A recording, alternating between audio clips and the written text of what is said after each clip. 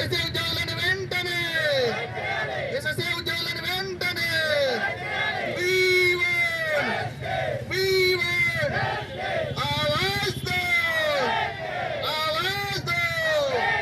CM గారు ఇచ్చిన హామీని వెంటనే సీఎం గారు ఇచ్చిన హామీని వెంటనే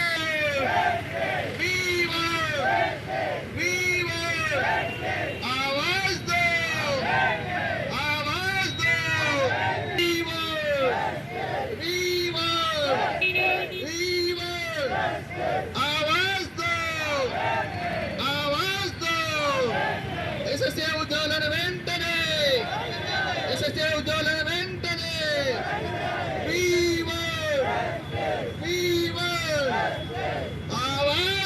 కానీ ఈ ప్రభుత్వం వచ్చి సంవత్సరం గడిచినా కూడా మాకు ఎలాంటి స్పందన రాకపోవడం అనేటువంటిది చాలా బాధాకరమైనటువంటి విషయం సార్.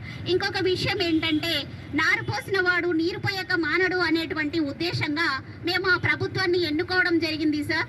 ఎస్ఎస్ఏ అనేటువంటిది అప్పుడు కాంగ్రెస్ ప్రభుత్వం అనేటువంటిది తీసుకురావడం జరిగిందని తను చాలా సమావేశాల్లో చెప్పడం జరిగింది. దీన్ని పునాది వేసినటువంటి వ్యక్తే మమ్మల్ని రెగ్యులరైజ్ చేస్తాడని, మా భవిష్యత్తులను బాగుపరుస్తారనే నమ్మకంతో మేము ఇది వాళ్ళను ఎన్నుకోవడం జరిగింది.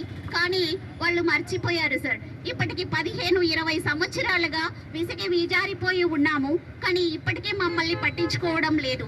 ఇంకా శోచనీయమైనటువంటి విషయం ఏంటంటే సార్, ఈ కాంట్రాక్ట్ వ్యవస్థలో ఎస్ఎస్ఏలో పనిచేస్తున్నటువంటి ఆడపడుచులకి మన భరత భూమి సిగ్గుపడేటువంటి విషయం సార్. ఎలాంటి ప్రసూతి సెలవులు అనేటువంటివి మాకు కల్పించలేకపోయారు. ఒక పురిటి నొప్పుల బాధ అనేటువంటిది గౌరవనీయులైనటువంటి ముఖ్యమంత్రి గారు, మీకు మీ భార్య పిల్లలు ఆడపడుచులు అందరూ ఉన్నారండి. ఆ బాధ అనేటువంటిది మీ ఫ్యామిలీ మెంబర్స్ ని అడిగి తెలుసుకోండి సార్. మా యొక్క ఆవేదన ఏంటంటే అలాంటి ప్రసూతి సెలవు మాకు లేకపోతే